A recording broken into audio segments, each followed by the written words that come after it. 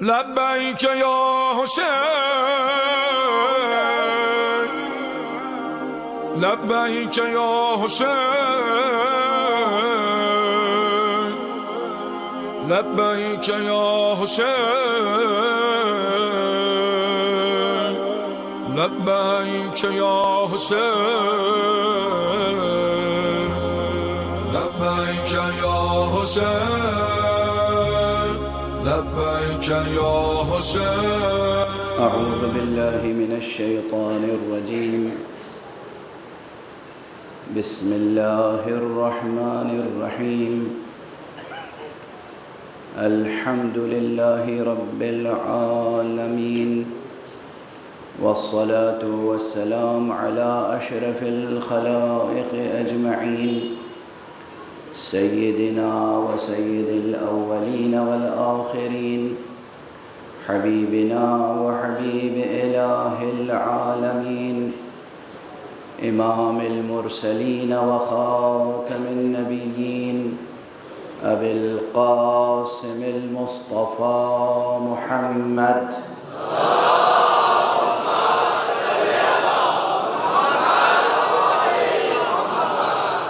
وعلى أهل بيته الطيبين الطاهرين الهداة المهديين المعصومين المظلومين، واللعنة الدائمة على أعداء الحق والدين.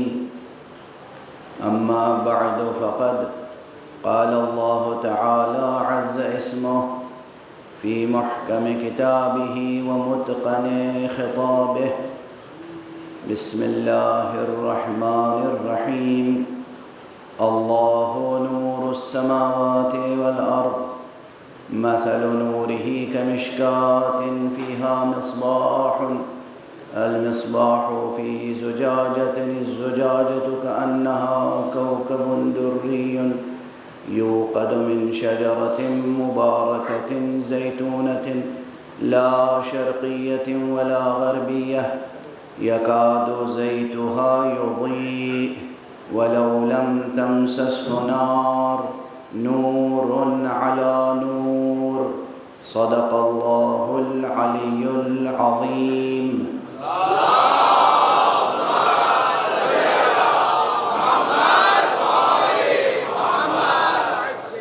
ایک مرتبہ اور بلند تر صلوات پڑھیں.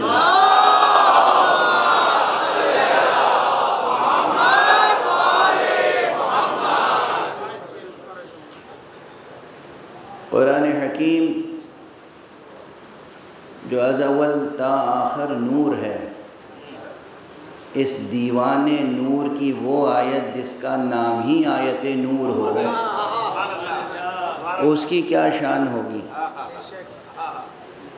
یعنی نور کے مجموعے میں جو سب سے درخشاں نور ہے وہ ہے آیت نور. اگر میں بہت چھوٹا سا طالب علم ہوں، بہت معمولی سا طالب علم، لیکن قرآن کی عظمت یہ ہے اور اس میں گہرائیاں اتنی ہیں کہ اگر پورے 1 سال تک صرف آیت نور پر گفتگو ہو تو یہ گفتگو جاری رہ سکتی ہے. کم از کم یہ کلام کسی بشر کا کلام تھوڑی ہے، کلام خالق بشر ہے اور کلام خالق کلام ہے. کلام خالق کلام ہے. اور پھر شان یہ ہے بھئی قرآن مجید کی ہر آیت نور ہے. خدا کی قسم یاد رکھیے گا، یہ پھر جوڑ رہی ہے بات وہاں سے کہ قرآن کی تلاوت کریں یا صرف ترجمہ پڑھ لیں. ترجمے کی اپنی اہمیت ہے، ترجمہ ضرور پڑھیں، مگر یہ اصل متن قرآن جو لوگ صاحب بصیرت ہوتے ہیں. دیکھیے اس چشم سر کی خصوصیت ہے بصارت. اور چشم دل کی خصوصیت ہے بصیرت۔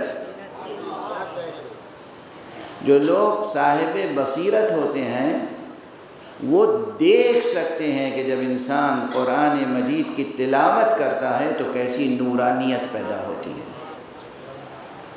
بسم اللہ الرحمن الرحیم کہنے سے کیا نور بکھرتا ہے، الحمدللہ رب العالمین کہنے سے کیا نور بکھرتا ہے۔ یہ مبالغہ نہیں ہے، یہ شاعری نہیں ہے۔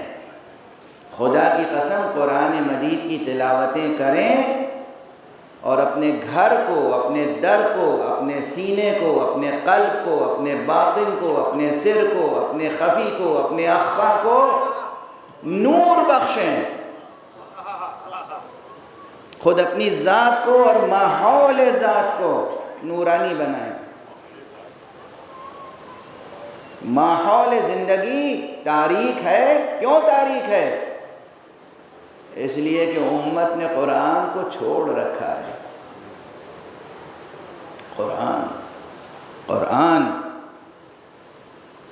از اول تا قرآن مجید کا ہر حرف نور ہے، ہر حرکت نور ہے، ہر نقطہ نور ہے۔ یہ اس کا معجزہ ہے، وہ جب چاہتا ہے تمام انوار کو سمیٹ کر ایک نقطے میں سمو دیتا ہے، اور جب وہ چاہتا ہے تو درجہ بدرجہ، رتبہ برتبہ، افق بافق، نظر بنظر انوار بکھرتے چلے جاتے ہیں، اور سب سے اوپر پھر نظر آتا ہے وہ شجر نور جس کا تذکرہ ہے آیت نور۔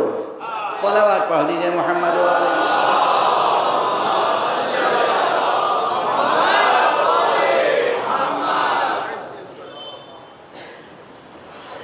کل جو بات میں نے کہی تھی وہ بہت کلیدی تھی، قفل ابجد کی کلید تھی وہ بات۔ اب قفل ابجد کسے کہتے ہیں؟ قفل کے معنی تو ہے تالا۔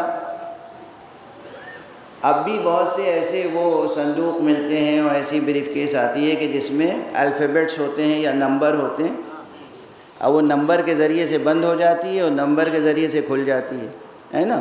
تو جو حروف یا لیٹرز کے ذریعے سے تالا کھلتا ہو اور بند ہوتا ہو اسے کہتے ہیں قفل ابجد۔ یہ سمجھ لیجئے آسانی کے لیے، بچوں کے سمجھانے کے لیے۔ اب یہ استعاراتی طور پر یا مجازی طور پر بہت سے اور معانی میں استعمال ہوتا ہے، یعنی جہاں عبارتیں ہوں گہری، تہدار، اہم، جہاں تہ در تہ مضامین ہوں، وہاں وہ نقطہ یا وہ جملہ جو اس تمام تہدار مضمون کی کنجی ہو کہ وہاں سے شروع کریں تو بات کھلتی چلی جائے، اسے کہہ رہا ہوں کلید قفل ابجد۔ وہ ایک بات کہی تھی کہ یہ آیت کریمہ جو ہے آیت نور، اس میں تہ در تہ تشبیہ اور استعارہ ہے، تشبیہ ہے اور استعارہ ہے، اور اس کے اوپر تشبیہ ہے، اور تشبیہ کا پورا ایک نظام قائم کیا گیا ہے۔ کیوں؟ لیکن اس سب کے اندر بنیادی چیز، موضوع کیا ہے؟ ایک رخ کا لفظ کیا تھا، اللہ نور السماوات والارض، اللہ آسمانوں اور زمینوں کا نور ہے۔ تو بعض مفسرین نے اس کے بہت سامنے کے معنی لیے، اور وہ معنی یہ ہے کہ دراصل اس کے معنی ہے کہ اللہ آسمانوں اور زمینوں کا منور ہے، یعنی ہر شے کو نور بخشنے والا ہے، نور عطا کرنے والا ہے، روشن کرنے والا ہے۔ واضح ہے؟ اچھا، روشن کرنے میں بھی دو پہلو ہوتے ہیں کم از کم، ایک ظاہری پہلو، مادی پہلو، فزیکل پہلو، میٹیریل پہلو۔ یہ سورج جو روزانہ طلوع ہوتا ہے یہ کس چیز کو روشن کرتا ہے؟ یہ سورج کس چیز کو روشن کرتا ہے؟ دنیا میں جو مادی چیزیں ہیں انہیں روشن کر دیتا ہے۔ زمین نظر آنے لگتی ہے، دریا، سمندر، درخت، پہاڑ، سبززار، چمن، گلزار، خود انسان ایک دوسرے کا چہرہ دیکھنے لگتے ہیں سورج کی روشنی میں، مگر سورج کی روشنی میں چہرہ ہی نظر آتا ہے، دل نہیں نظر آتا۔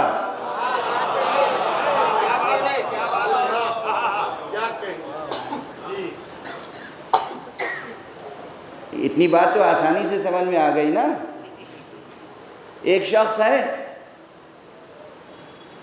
آپ اسے اپنا دوست سمجھتے ہیں، برسہ برس سے پتہ نہیں دوست ہے یا نہیں۔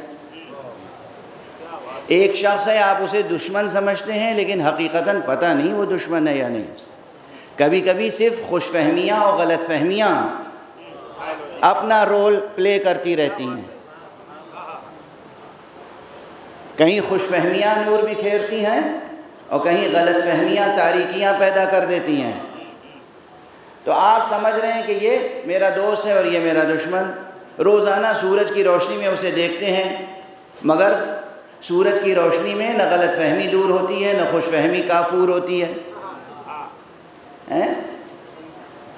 اب کوئی ایسی روشنی بھی ہونی چاہیے نا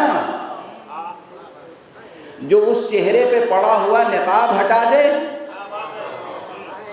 جو اس چہرے پر پڑا ہوا حجاب ہٹا دے، نظر آئے کہ بھئی یہ شخص جسے ہم دوست سمجھ رہے تھے یہ دراصل دوست نہیں ہے، دشمن ہے۔ یہ شخص جسے ہم دشمن سمجھ رہے تھے یہ دشمن نہیں ہے، یہ تو بہت اچھا انسان ہے، اس کے دل میں تو ہماری کوئی دشمنی نہیں ہے، یہ تو ہمارا دوست ہے۔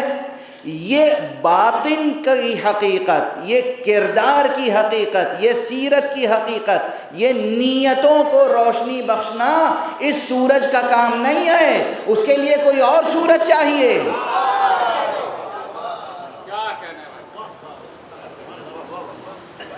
دیکھیں، ان مجلسوں سے دوست اور دشمن کی پہچان بھی اگر لے کے ہم اپنی زندگی کو سنوار نہ سکے تو پھر سرکار سید الشہداء کے تذکرے کے انوار اور اقدار کیسے سامنے آئیں گے، اس سے کیسے فائدہ اٹھائیں گے؟ وہ نگاہیں جو ایک نظر ڈال کے پہچان لیتی تھی کہ حر دشمن نہیں ہے، دوست ہے۔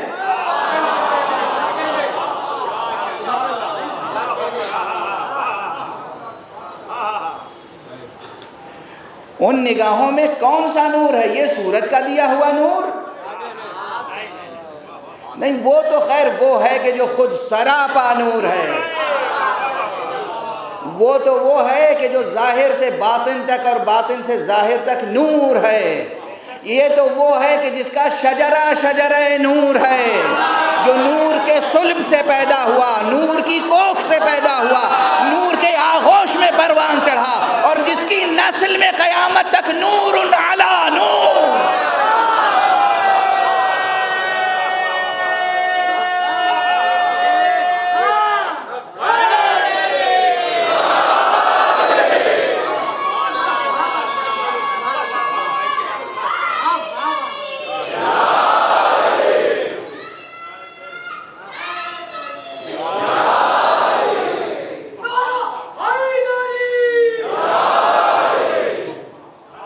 یہ وہ نور ہے،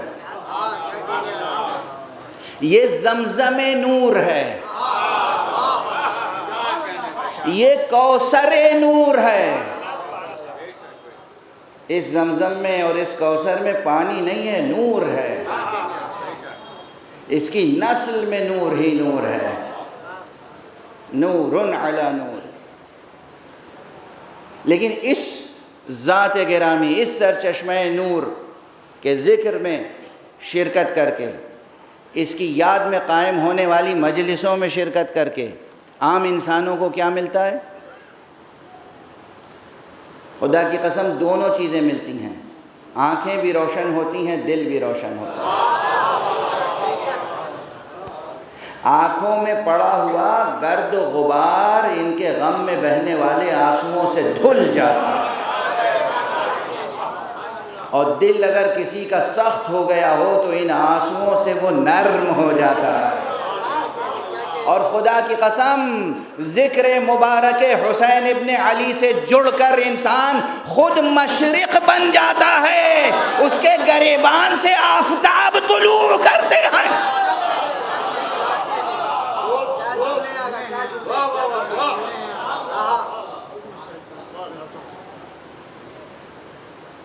اسے پھر عرض کر رہا ہوں، خطابت و شاعری نہ سمجھیے گا۔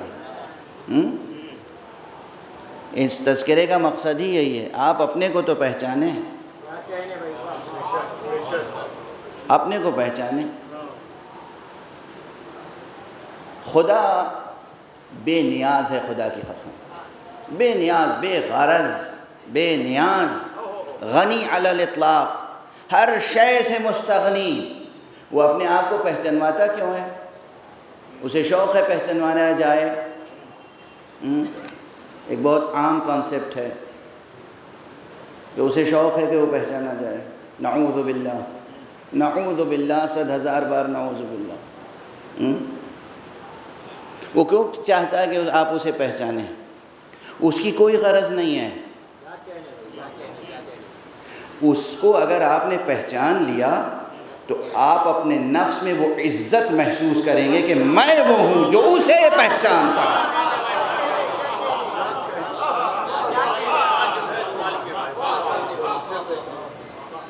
واضح ہے؟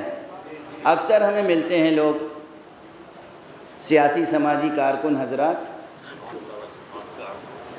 سیاسی کام کرنے کی ضرورت ہے، سماجی کام کرنے کی ضرورت ہے، ہیومن ویلفیئر کی کام کرنے کی بہت ضرورت ہے، ہیومینیٹیرین سروسز کی بہت ضرورت ہے۔ ہر انسان میں یہ جذبہ ہونا چاہیے کہ وہ دوسرے انسانوں کے لیے، اور صرف انسانوں کے لیے نہیں، ماحول حیات انسانی کے لیے، اس زمین کے لیے بھی، پیڑ پودوں کے لیے بھی، جانوروں کے لیے بھی، فضا کے لیے بھی، انسان کے لیے بھی، ہر ایک کے لیے جس قدر بھلائی کر سکتا ہے کرے۔ یہ جذبہ ہونا چاہیے۔ جو لوگ بہت سگریٹ پیتے ہیں وہ کم سے کم 2 جذبے سے سگریٹ چھوڑ سکتے ہیں۔ ایک تو یہ کہ خود ان کی جان کو خطرہ ہے، دوسرے یہ کہ ان کے دھوئیں سے پالوشن میں بھی کچھ نہ کچھ اضافہ ہوتا ہے۔ سگریٹ آپ پیتے ہیں لیکن آپ کے ارد گرد دوست احباب عزیز اقربا جو بیٹھے ہوتے ہیں انہیں بھی تکلیف ہوتی ہے، بلکہ مرض لاحق ہو سکتا ہے، بیمار پڑ سکتے ہیں۔ ایک مثال دی میں نے، ہو سکتا ہے جو لوگ سگریٹ پینے کے عادی ہوں وہ آج سے میرے مخالف ہو جائیں، تو ہو جائیں۔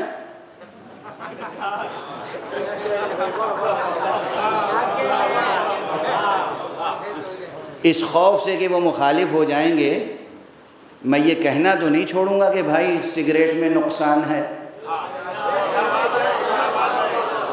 اس ڈر سے کہ یہ مخالف ہو جائیں گے، وہ مخالف ہو جائیں گے، تو میں یہ کہنا تو نہیں چھوڑ دوں گا کہ سگریٹ پینا نقصان دہ ہے، پولوشن بھی ہوتا ہے اور آپ کے دل، جگر، پھیپھڑے سب خراب ہوتے ہیں، آپ کی عمر کم ہو جاتی ہے۔ بہرحال کہنا یہ کہ آپ اپنی ذات سے بھی ہمدردی کریں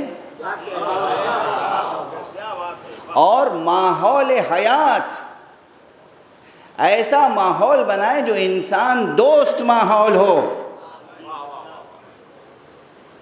ہر چیز کا خیال رکھیں۔ بہرحال یہ جملہ تو درمیان میں آ گیا۔ عرض یہ کر رہا تھا کہ ذکر مبارک حضرت سید الشہداء ابو عبداللہ الحسین علیہ السلام،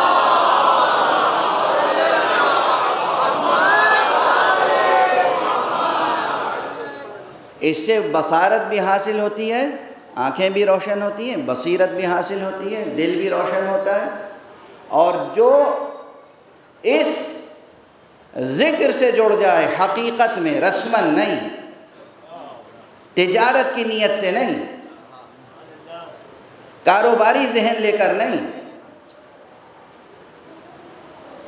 شہرت کی غرض سے نہیں، کسی اور غرض سے نہیں، اس کا وجود نورانی ہو جاتا ہے۔ اور اس سب نور کا سرچشمہ کیا ہے؟ حق سبحانہ و تعالیٰ سے نسبت۔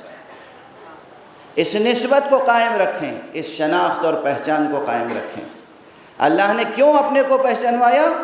اسے کوئی غرض نہیں ہے تاکہ آپ صاحب امتیاز ہو جائیں، تاکہ آپ مفتخر ہو جائیں، تاکہ آپ اپنی اہمیت کے قائل ہو جائیں۔ اسی لیے میں نے وہ سماجی اور سیاسی کارکنوں کی بات کی تھی کہ بہت سے لوگ آتے ہیں ملتے ہیں اور وہ ضرور یہ بتانا چاہتے ہیں، جو لوگ بڑے ہیں بڑا ظرف رکھتے ہیں ان کی بات نہیں کر رہا ہوں، لیکن عموماً کوئی شخص ایک دو بار بھی چیف منسٹر سے ملا ہو یا پرائم منسٹر سے ملا ہو، پریزیڈنٹ سے ملا ہو، تو اپنی گفتگو ملا تو ہے ایک دو بار، مگر وہ ذکر کرے گا ایک نشست میں 10-12 بار، شاید اس سے بھی زیادہ۔ ہر مولانا کوئی کام ہو تو مجھے بتائیے گا، چیف منسٹر تک میری رسائی ہے، مولانا کوئی بات ہو تو مجھے ضرور بتائیے گا، پرائم منسٹر سے میں کہہ کے کروا دوں گا۔ پرائم منسٹر تو آپ کو یاد بھی نہیں ہوں گے، آپ یاد بھی نہیں ہوں گے پرائم منسٹر کو یا چیف منسٹر کو، مگر آپ بار بار اپنی حیثیت بتا رہے ہیں کہ میں اسے جانتا ہوں، میں اسے پہچانتا ہوں۔ خدا اسی لیے چاہتا ہے مجھے پہچان لو۔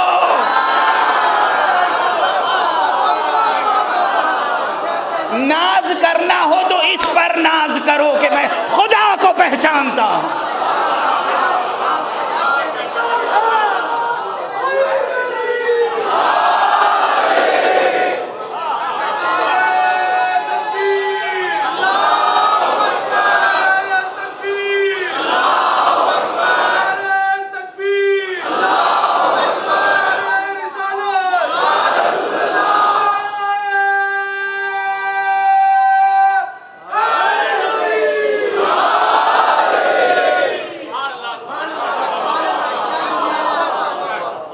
ناز کرنا ہے تو کس پر ناز کرو گے؟ ان سیاسی لیڈروں کی کیا حیثیت ہے؟ جب تک کرسی پر ہیں، جس دن الیکشن ہار گئے پھر کیا ہوگا؟ اب وہ جو صبح سے شام تک تذکرہ کرتے تھے میں انہیں جانتا ہوں، میرے بڑے اچھے تعلقات ہیں، جس دن وہ ہاریں گے دوسرے دن نہیں میرے ان سے کوئی تعلقات نہیں۔ آگے جو دوسرا لیڈر آیا ہے ابھر کے، کہیں اس سے دوری نہ ہو جائے۔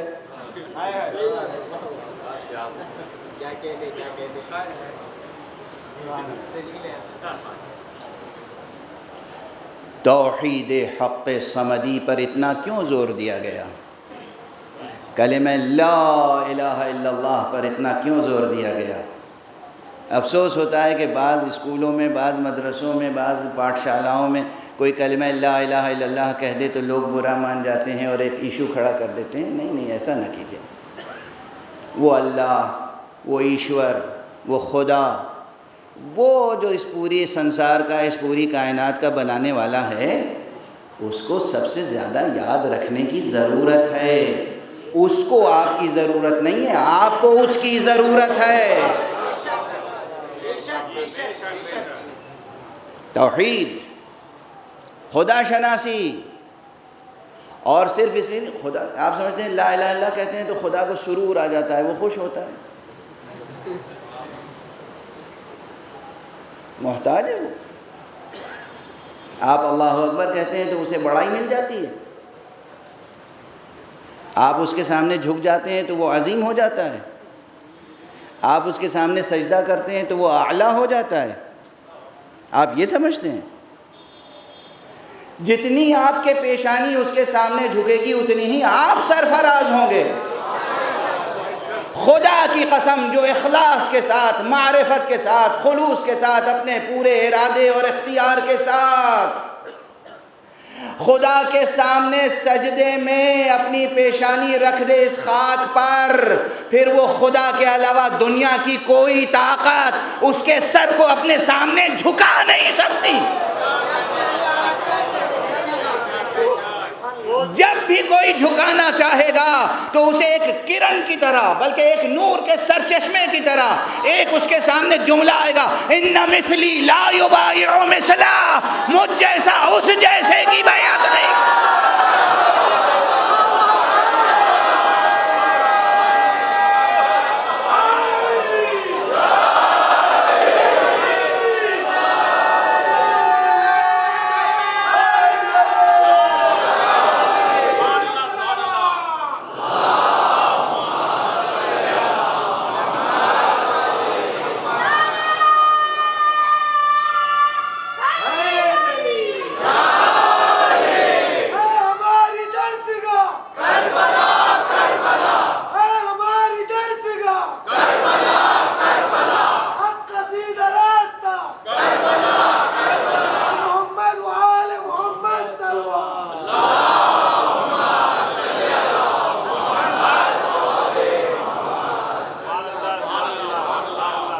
خدا کی معرفت کا حق تو کوئی بھی نہیں ادا کر سکتا،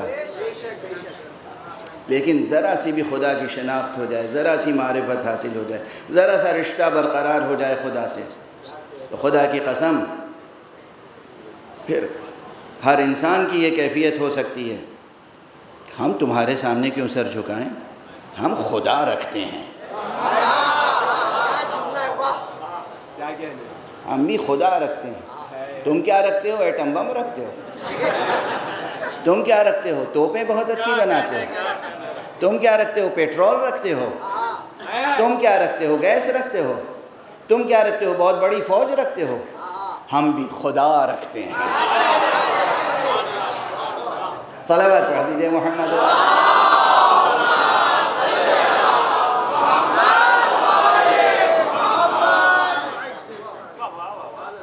خدا کی قسم میں اکثر اس لیے ذکر کرتا ہوں ممبر پر کہ آقا حسین اور اہل بیت اطہار کی تعلیمات پر عمل کرنے والے جب رہبر پیدا ہو جاتے ہیں تو ان کے ہاں یہ شان نظر آتی ہے۔ مشرق ہو یا مغرب، پوری دنیا جھکانے کی کوشش کرتی ہے مگر یہ کبھی جھکتا نہیں ہے سر۔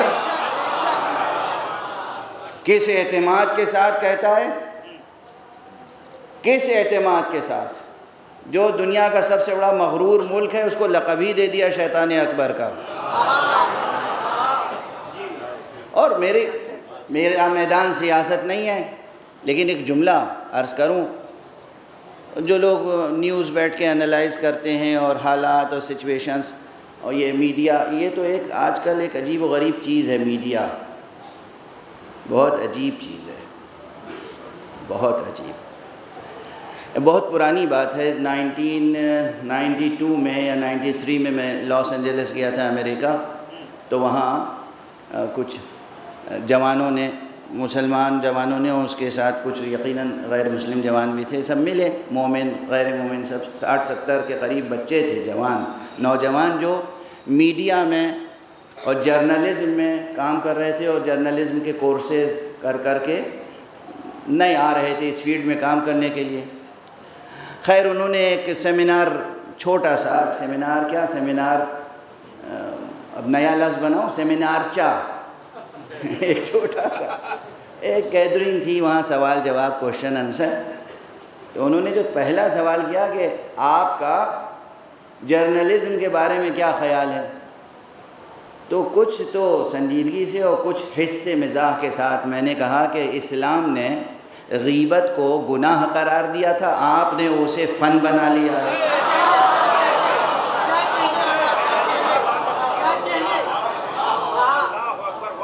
اسلام نے غیبت کو حرام قرار دیا تھا، آپ نے اس کو انڈسٹری بنا دیا۔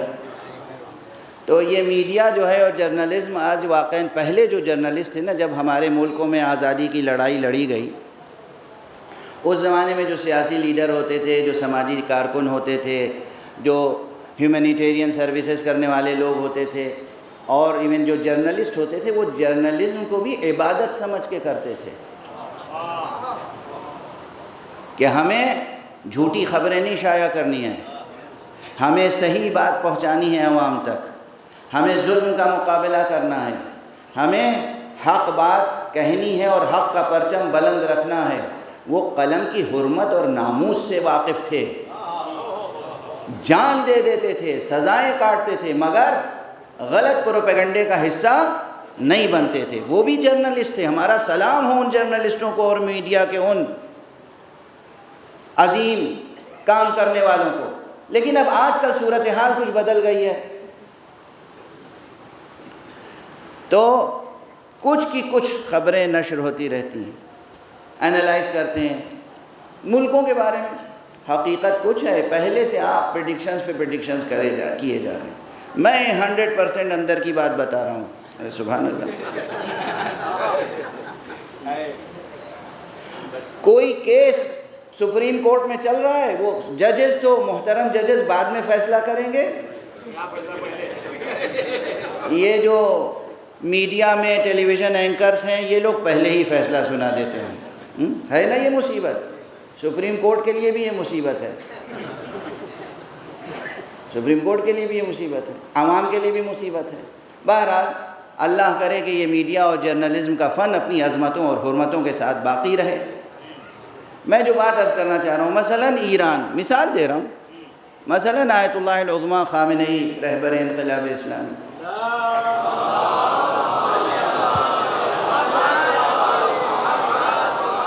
اب تجزیے ہوتے رہتے ہیں، خود ہماری قوم ٹکڑوں میں بٹ گئی ہے۔ کیوں؟ ایک سوال کا جواب دے دیجئے مجھے۔ جب سے جمہوری اسلامی ایران قائم ہوا ہے حضرت امام خمینی رضوان اللہ علیہ کے انقلاب کے نتیجے میں، آج تک دنیا کی تمام بڑی طاقتیں سینکشنز لگاتی رہیں، پابندی، سینکشنز، پابندی، سینکشنز، اقتصادی ناکہ بندی، اقتصادی ناکہ بندی۔ اس کے باوجود جنہیں یہ سمجھتے تھے کہ یہ علماء، یہ عمامہ رکھنے والے، یہ حکومت کیا چلائیں گے، یہ سیاست کیا کریں گے، یہ ملک کیا چلائیں گے، دوسرے ملکوں پہ جن پہ پابندیاں نہیں ہیں، دیکھیے کہ وہ اقتصادی طور پر ناکام ہوتے جا رہے ہیں۔ چھوٹے بڑے ملکوں کو دیکھ لیجئے، اقتصادی طور پر ناکام، سری لنکا سے لے کے اور بہت سے ملکوں کو دیکھ لیجئے، کچھ ناکام ہو چکے ہیں، کچھ ناکام ہیں مگر مان نہیں رہے ہیں ابھی کہ ہم ناکام ہیں۔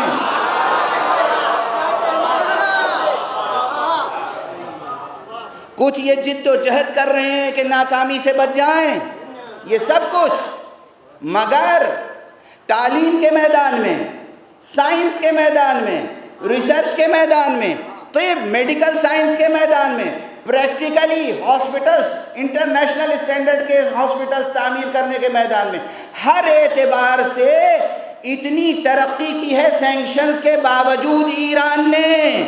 میں کہتا ہوں یہ صرف معجزہ ہے اس پرچم کا جس پر لا الہ الا اللہ لکھا ہوا ہے،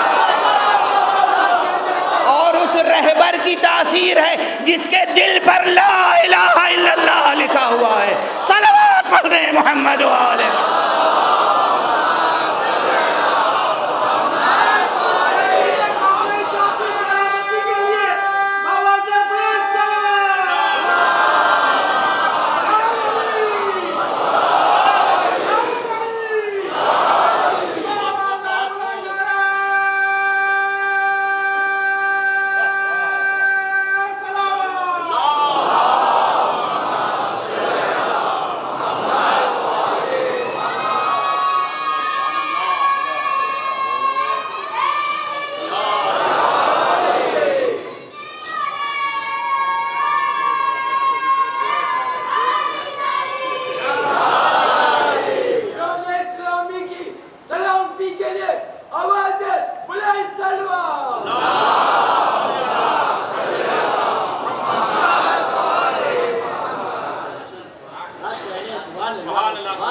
حالات سامنے ہیں، کس کا معجزہ ہے؟ توحید حق سمجھ۔ ہم خدا رکھتے ہیں، ہم امریکہ کے سامنے کیوں جھک جائیں؟ ہم خدا رکھتے ہیں، ہم کسی اور کے سامنے کیوں جھک جائیں؟ ارے ہم کسی کے سامنے جھک جائیں تو خدا کو کیا جواب دیں گے؟ ہم خدا رکھتے ہیں، ہم کلمہ طیبہ رکھتے ہیں، اور ہم تو وہ ہیں جو کلمہ طیبہ بھی رکھتے ہیں، شجر طیبہ بھی رکھتے ہیں۔ کلمہ طیبہ بھی رکھتے ہیں، شجر طیبہ بھی رکھتے ہیں۔ وہ شجر طیبہ جس کی جڑ نور، تنا نور، شاخیں نور، پتے نور، کلیاں نور، پھول نور، پھل نور، شجرہ کیا ہے؟ نور علی نور۔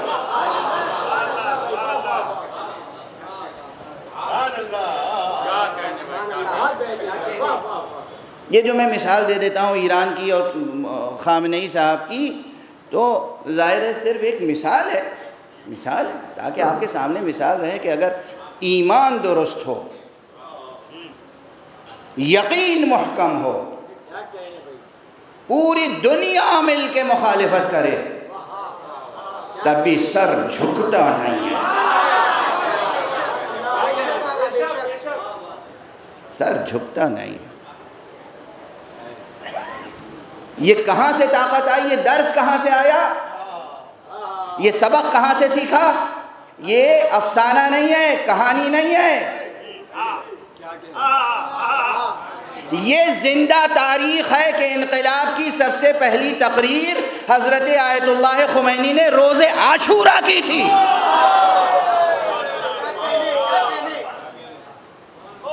روز عاشورہ حسینی۔ اس کے معنی کیا ہے؟ دست ادب جوڑ کے عرض کر رہا ہوں، جہاں تک میرے عزاداران حسینی سماعت فرما رہے ہیں، عزاداری سوگواری ہے، عزاداری غم منانا ہے، عزاداری آنسو بہانا ہے، عزاداری ماتم کرنا ہے، مگر عزاداری دشمن کے آگے سر تسلیم خم کرنا نہیں ہے۔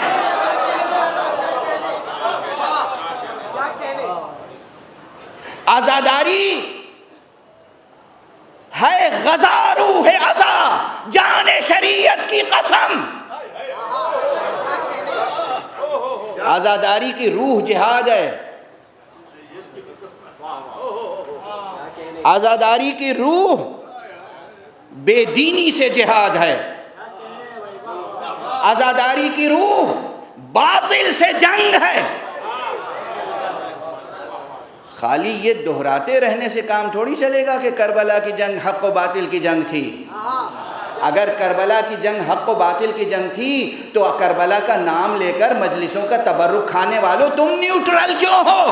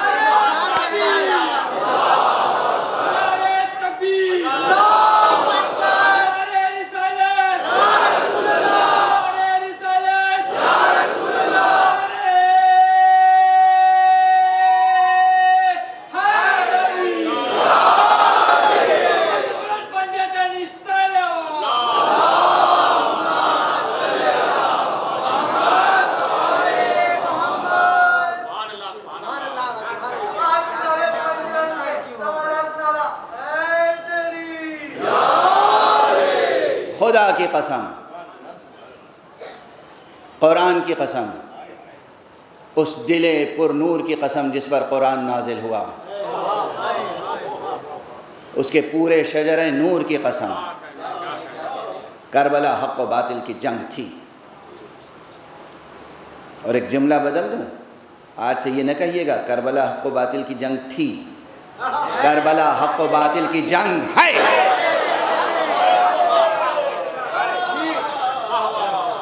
کربلا کی جنگ ختم نہیں ہوئی ہے، ہر ایک کو طے یہ کرنا ہے کس کے لشکر میں شریک ہونا ہے۔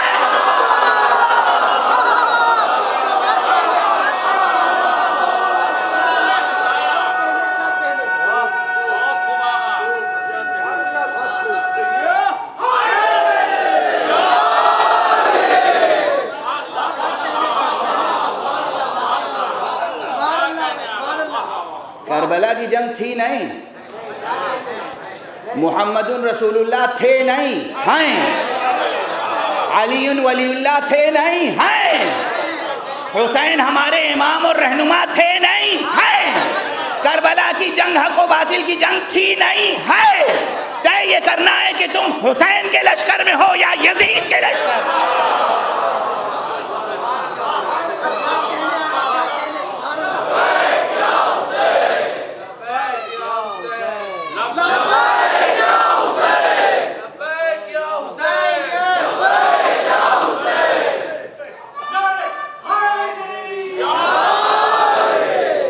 ہر شخص، ہر فرد، ہر مرد، ہر عورت، ہر وہ بچہ جو سن تمیز تک پہنچ چکا ہو، ہر وہ بچہ جو سفید اور کالے رنگوں کو پہچانتا ہو، ہر وہ بچہ جو اندھیرے اجالے کی تمیز پیدا کر چکا ہو، ہر وہ بچہ جو رات اور دن میں فرق کرتا ہو، اس کی ذمہ داری ہے کہ جہاں تک ممکن ہے حق کا ساتھ دے سکے حق کا ساتھ دے، جتنی اس کی کیپیسٹی ہو، جتنا باطل سے دور ہو سکتے ہو دور ہو، جتنا باطل کو رد کر سکتے ہو رد کرو، جس قدر باطل کو کچل سکتے ہو کچلنے کی کوشش کرو، جس قدر باطل کو روند سکتے ہو روندنے کی کوشش کرو، جتنی تمہاری سکت ہو۔ ورنہ حق و باطل کی جنگ میں بس دو ہی لفظ ہیں، حق باطل، درمیانی کوئی چیز نہیں ہے۔ نیوٹرلزم کے معنی ہے منافقت۔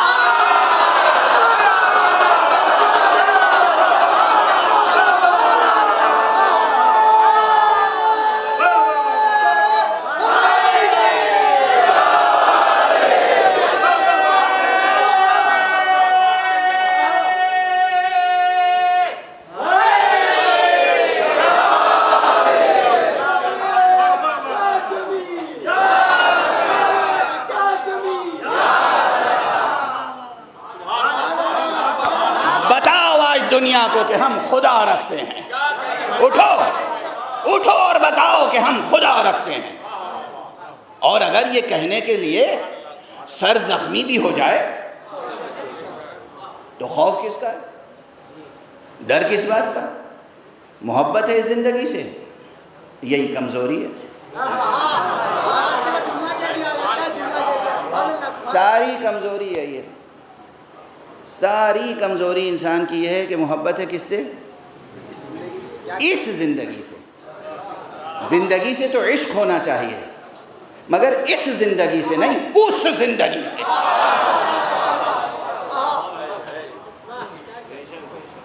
اس زندگی سے نہیں، یہ زمین پر رینگتی ہوئی زندگی، یہ کائی اور کیچڑ میں آلودہ زندگی، یہ خاک اور خون میں آلودہ زندگی، یہ خاکنائے دہر میں محدود زندگی، یہ زندگی جس کا آخری لمحہ موت کہلاتا ہے، یہ زندگی محبت کرنے کے قابل نہیں ہے۔ اس زندگی سے محبت کرو جو عظیم الشان زندگی ہے، جس کے بعد زندگی ہی زندگی ہے، زندگی ہی زندگی ہے، زندگی ہی زندگی ہے۔ انسان ازلی تو نہیں ہے مگر ابدی ہے، بشرطے کہ نور علی نور کا پیغام سمجھ لے۔ زندگی بھر، زندگی بھر، زندگی بھر، زندگی بھر، لبیک یا حسین، لبیک یا حسین، نعرہ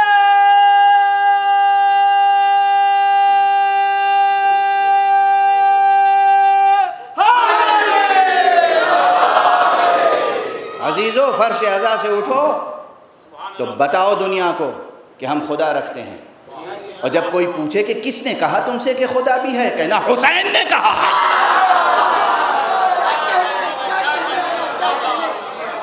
کسی کی مجال نہیں ہے جو تمہیں جھٹلا دے۔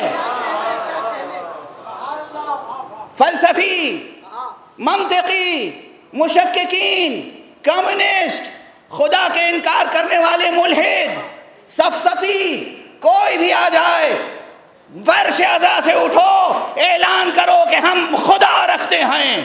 اور جب کوئی پوچھے کس نے کہا خدا بھی وجود رکھتا ہے، کہہ دینا حسین نے کہا ہے۔ یہ نہ کہنا سقراط کی یہ دلیل ہے اور بقراط کی وہ دلیل ہے، اور فلسفی افلاطون نے یہ کہا اور ارسطوٹل نے یہ کہا اور حکیم نے یہ کہا اور فلسفی نے یہ کہا اور علامہ نے یہ کہا۔ نہیں، ایک جواب ہو، خدا ہے، یہ ہمیں حسین نے بتایا ہے۔ مجال ہے کسی کی کہ جو جھٹلا سکے؟ اسی لیے بس وقت گزر گیا، بہت سی باتیں عرض کرنی تھی، وقت گزر گیا، لیکن بے اختیار یاد آ گیا مجھے، پہلے سنا چکا ہوں، مکرر عرض کر رہا ہوں۔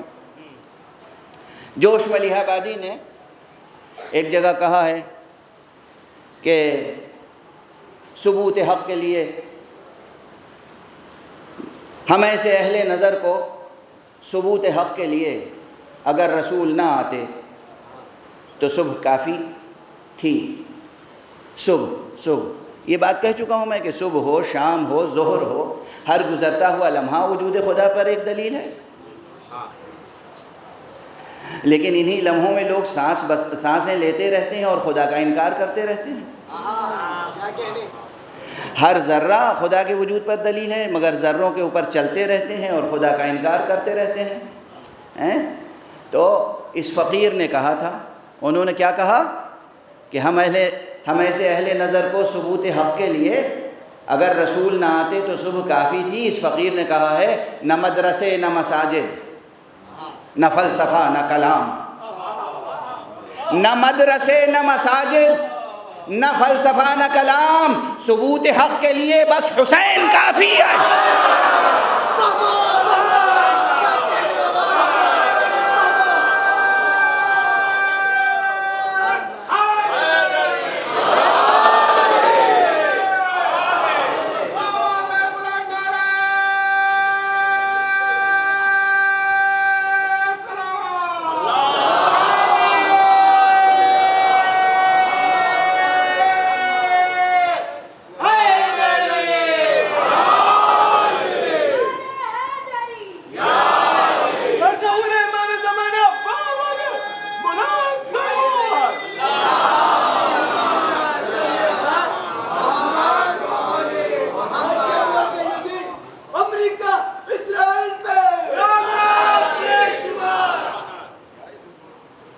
مجھے بھی تقریر کرنے دیں،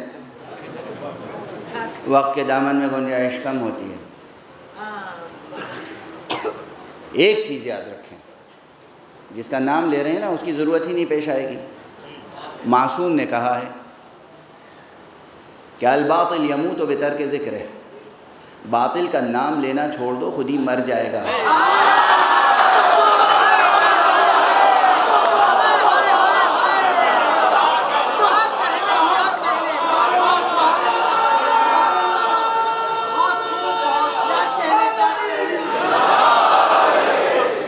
یہ میں نہیں کہہ رہا ہوں، مولا نے کہا، معصوم کا پیغام ہے۔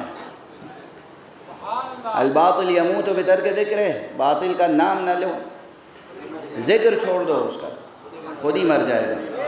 ہم میں سے بہت سے یہ گناہگار ہیں، اشارتاً کنایتاً طنز کرنے کے لیے، واہ واہ کرنے کے لیے، سبحان اللہ کے لیے، آپ کے نعروں کے لیے اتنا باطل کا تذکرہ کیا کہ جسے مر جانا چاہیے تھا بہت پہلے، آج تک زندہ ہے۔ یعنی کم سے کم اس کا نام زندہ ہے، تذکرہ ہوتا ہے، لوگ اس کے بھی حمایتی کھڑے ہو جاتے ہیں کہیں نہ کہیں سے۔ حق کا بیان کرو، حق سے وابستہ ہو جاؤ، ثبوت دو زبان سے لے کر عمل تک کہ حسینی ہو، عزادار ہو۔ عزادار کے معنی کیا ہے؟ غزہ، غزہ یعنی غزوہ، جنگ، جہاد، جد و جہد، کوشش، جنگ ہے غزہ روح عزا، ہے غزہ روح عزا۔ یہ غزہ غذا نہیں ہے، غزہ ہے، غین زے الف، دال دال والا غذا نہیں ہے، یہ رے زے والا زے ہے غزہ روح عزا، جان شریعت کی قسم۔ یہ یاد رکھیے، بے دینی کے خلاف کام کرنے کا نام ہے عزاداری، باطل کے خلاف کام کرنے کا نام ہے عزاداری۔ آنکھوں میں آنسو ہو مگر دل میں کمزوری نہ ہو، ہاتھوں میں اتنی قوت ہو کہ جب مولا کی مرضی ہو علم ہاتھ میں اٹھائیں اور جب مولا کی مرضی ہو شمشیر ہاتھ میں اٹھا لیں۔ مولا کی پابند، زندگی کی ضرورتیں پوری ہونی چاہیے، انسانوں کی خدمت ہونی چاہیے، ماحول زندگی کو شر سے پاک کرنا ہے، ماحول زندگی کو انسان دوست ماحول بنانا ہے، اور انسان دوست ماحول یعنی حق پسند ماحول۔ بس گفتگو ختم کر رہا ہوں، روک رہا ہوں، بہت کچھ عرض کرنا چاہتا تھا لیکن تسلسل بیان کچھ اس طرف آگے بڑھتا چلا گیا۔ اس طرح مجلسوں میں آپ جس طرح انہماک سے شرکت کر رہے ہیں، تمام مجلسوں کی بات کر رہا ہوں، مجلسوں میں شرکتیں کم نہ ہوں۔ یہ جو نیا کلچر آ گیا ہے 2 سال کے کووڈ کی وجہ سے کہ کچھ لوگوں نے گھروں پر بیٹھ کر صرف چینلوں کے ذریعے سے اور انٹرنیٹ کے ذریعے سے مجلس اعضاء میں شرکت کرتے ہیں، اس کا بھی اپنا ثواب ہے، لیکن اپنے گھر سے نکلیں، جتنے قدم چل کے آپ آئیں گے فرش اعضاء تک اس کا ثواب ہے۔ مجلس میں شرکت کریں، ان مجلسوں میں معصوم کے انوار شریک ہوتے ہیں، ان مجلسوں میں ملائکہ شریک ہوتے ہیں، ان مجلسوں میں فرشتے شریک ہوتے ہیں، ان مجلسوں کی سعادتوں اور برکتوں کو اپنے دامن میں سمیٹیں، مجلسوں میں شرکت کریں، اور جو پیام حسینی کو لے کر، جو پرچم حسینی کو لے کر جلوس اعضاء برآمد ہوتے ہیں ان میں بھی شرکت میں کمی نہ آئے۔ ہاں، صفائی سے، ڈسپلن سے، احتیاط سے سب کو پیغام حسین دینے کے لیے آپ کی آنکھوں میں آنسو ہوں اور ساری انسانیت کے لیے آپ کے دل میں ہمدردی ہو، اس طرح شریک ہوں۔ مجھ سے آج التماس کرنے والوں نے ایک عجیب و غریب نام یاد دلا دیا کہ ان کے لیے سورہ فاتحہ پڑھواؤں، مجلس کے بعد انشاءاللہ سورہ فاتحہ بھی پڑھیے گا اور ان کی روح کی بلندی کے لیے دعا کیجیے گا۔ اس بمبئی میں عزاداری کے فروغ میں اور خصوصیت کے ساتھ جو جلوس اعضاء ہے، شام غریباں کا جلوس، عاشور کا جلوس اور جتنے بھی جلوس نکلتے ہیں، ان جلوسوں کو قائم کرنے میں اور فروغ دینے میں حضرت علامہ عباس رضوی مرحوم کا بہت کنٹریبیوشن ہے۔ بھلائیے گا نہیں اس نام کو، ان کے لیے سورہ فاتحہ سے ان کی روح کو شاد کیجیے گا اور جلوسوں میں شرکت کیجیے گا خصوصیت کے ساتھ۔ مجلس اعضاء حسین اور جلوس حسین، جلوس ماتم، جلوس اعضاء، اس کی رونق میں کمی نہ آنے پائے۔ اگر کوئی کمی آ گئی تو ہم امام کو منہ دکھانے کے قابل نہیں رہے۔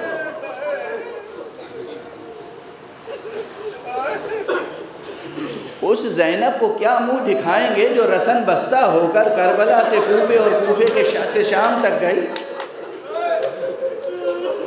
اس بی بی کو کیا ہم منہ دکھائیں گے اگر ہم آقا کی محبت میں خود پا برہنہ اور سر برہنہ جلوس میں شریک نہ ہو سکے؟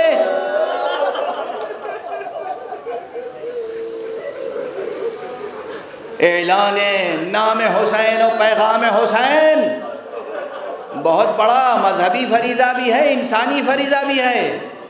ہر انسان کو یہ بتانا ہے کہ امام حسین کون تھے۔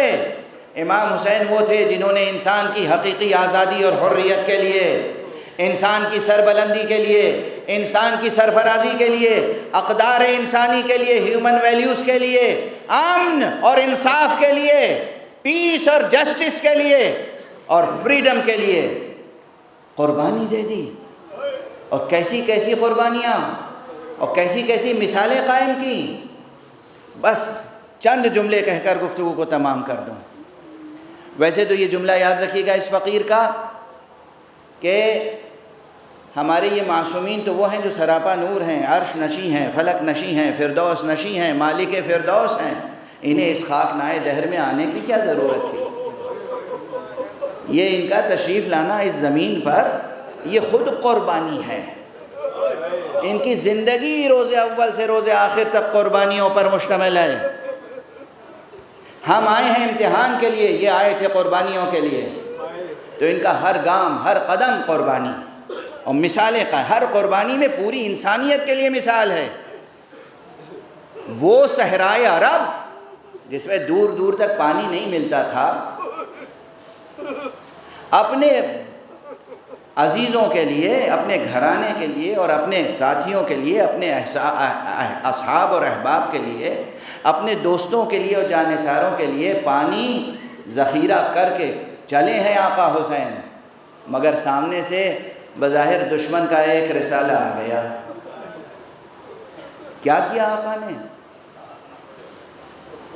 معلوم ہے کہ بظاہر یہ دشمن کا رسالہ ہے، وہ علم امامت الگ ہے کہ کل حر کی تقدیر کیا ہوگی، مگر حر کے ساتھ ایک بڑا رسالہ ہے، وہ سب دشمن ہیں، اس میں سے اکثر دشمن ہیں، مگر آقا حسین نے یہ نہیں پوچھا آئے ہو کس لیے، یہ بعد کی بات ہے۔ سب سے پہلے دیکھا کہ یہ پیاسے ہیں، ہونٹ خشک ہو رہے ہیں،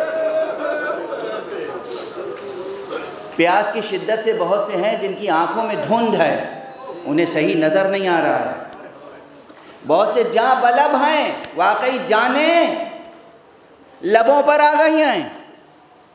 اور صرف انسان نہیں، جن گھوڑوں پر سوار ہو کے وہ آئے ہیں ان گھوڑوں کی حالت یہ ہے کہ ہلاک ہونے والے ہیں۔ امام نے فرمایا علی اکبر، عباس، قاسم، اون و محمد، ارے یہ جو مشک ہیں پانی کے، ان کے دہانے کھول دو۔ ہم آج آقا حسین کے نام پر سبیلیں لگاتے ہیں۔ آقا حسین نے جس موقع پہ سبیل لگائی تھی دشمنوں کے لیے، حملہ آور ہونے والے لشکر کے لیے، اور اس میں ایک عجیب و غریب منظر ہے۔ ایک یہ آقا کی حیثیت، آقا جو صاحب معرفت ہیں ان کے لیے تو حسین شہنشاہ دو جہاں ہیں، لیکن جو معرفت نہیں بھی رکھتے وہ کتنی معرفت رکھتے ہیں۔ آقا حسین اس وقت اپنے قافلے کے قافلہ سالار تھے، بنی ہاشم کے سید و سردار تھے۔ جو لوگ ساتھ میں تھے ان میں سب سے عظیم ہستی تو امام حسین کی تھی نا، تو ظاہر ہے ان کے ساتھ غلام تھے، کنیزیں تھیں، لشکر میں بہت سے اصحاب تھے، بہت سے خدمت گزار تھے، پھر اعزا تھے، اقربا تھے، سب تو لگے ہوئے تھے پانی پلانے میں، لیکن کرم، جود، سخاوت، کرم، جود۔ آقا نے دیکھا ایک شخص ہے جو خود اپنی حالت بیان کرتا ہے کہ پیاس کی شدت سے میری آنکھوں میں ایسی دھند تھی کہ کچھ نظر نہیں آ رہا تھا۔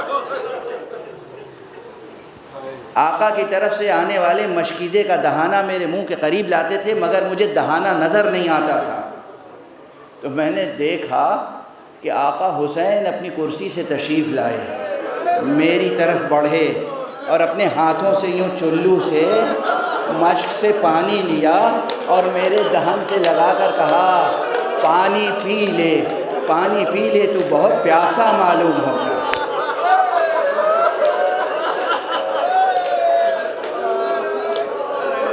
قربان ہو جائیں ہماری جانیں اس سید الشہداء، سید الشہداء ابو الشہداء ابو عبداللہ الحسین پر۔ وقت ختم ہو گیا، بس یہی جملہ کہتا ہوں، سارے ذاکرین کہتے ہیں یہ وہ حسین ہیں جنہیں علم ہے کہ روز عاشوراء خیام حسینی سے ایک ہی آواز بلند ہو رہی ہوگی، ہر بچے کی زبان پر ہوگا العطش العطش۔ بچے کہہ رہے ہوں گے بھیا علی اکبر العطش، بچے کہہ رہے ہوں گے چچا عباس العطش، اور یہ جانے والے بھی جنگاہ کربلا میں ایک ایک کر کے جائیں گے اور پیاسے اپنا سر نظر مولا کر دیں گے۔ انا للہ و انا الیہ راجعون، رضا بقضائہ و تسلیما لامرہ۔ پروردگار ہمیں علوم قرآن اور معارف اہل بیت سے آشنا فرما۔ پروردگار معبود ملت اسلامیہ کو بلا تفریق مسلک محمد اور آل محمد کی تہذیب کے سانچے میں ڈھال دے۔ پروردگار میرے معبود، تمام عالم انسانیت میں بے چینی ہے، ہر جگہ بد امنی ہے، معبود انسانوں کو امن اور عافیت عطا فرما۔ پروردگار شر کا خاتمہ کر دے، پروردگار خیر و برکت کو فروغ عطا فرما، پروردگار نقش باطل مٹا دے، پروردگار نقش حق کو نمایاں سے نمایاں تر فرما۔ پروردگار عالم انسانیت میں جو بھی اچھے رہنما اور لیڈر کام کر رہے ہیں ان کی تائید فرما۔ ہمارے سروں پر حضرت آیت اللہ العظمیٰ سید علی حسینی خامنئی کا سایہ برقرار رکھ۔ پروردگار حضرت آیت اللہ العظمیٰ سید علی حسینی سیستانی کا سایہ برقرار رکھ۔ پروردگار جو اچھے علماء خدمت کر رہے ہیں ان کو صحت عطا فرما، عافیت عطا فرما۔ حضرت حجت الاسلام والمسلمین مولانا حسنین کناروی صاحب کو اور صحت عطا فرما۔ پروردگار جتنے بھی بیمار ہیں، مریض ہیں، انہیں صحت عطا فرما۔ معبود پروردگار اپنے ولی آخر کو اذن ظہور عطا فرما اور ان کے ہاتھوں سے اپنی رحمت و رافت و عدالت کا پرچم لہرائے۔